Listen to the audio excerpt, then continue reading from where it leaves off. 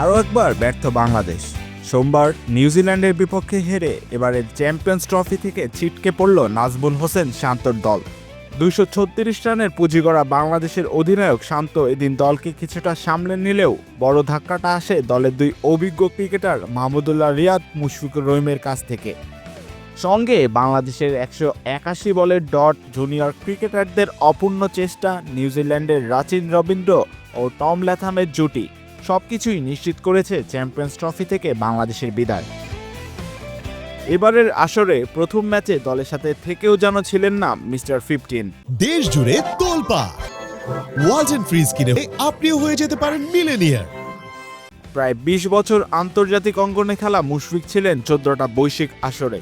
তবে ভারতের বিপক্ষে গুরুত্বপূর্ণ ম্যাচে তিনি ফিরেন 0 রানে। আর নিউজিল্যান্ডের বিপক্ষে বাঁচা মরার ম্যাচে মুশফিক করেন মাত্র 2 রান।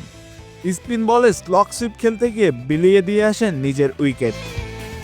মাহমুদুল্লাহ রিয়াদ প্রথম ম্যাচে না থাকায় তা নিয়ে হয়েছিল নানা আলোচনা। তার উপরে ভরসা করে সাজানো হয়েছিল দলের ব্যাটিং লাইন আপ, সেখানেও ব্যর্থ তিনি।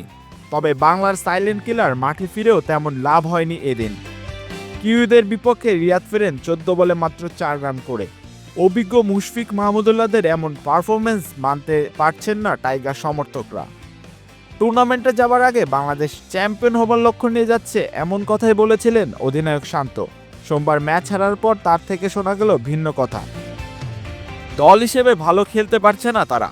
একদিন ব্যাটিং, একদিন বোলিং কিংবা ফিল্ডিংয়ে ভালো হলেও সবকিছু মিলিয়ে সমন্বয় করতে না পারায় এ ধরনের টুর্নামেন্টে জয় পাওয়া সম্ভব হচ্ছে না বলে জানান শান্ত।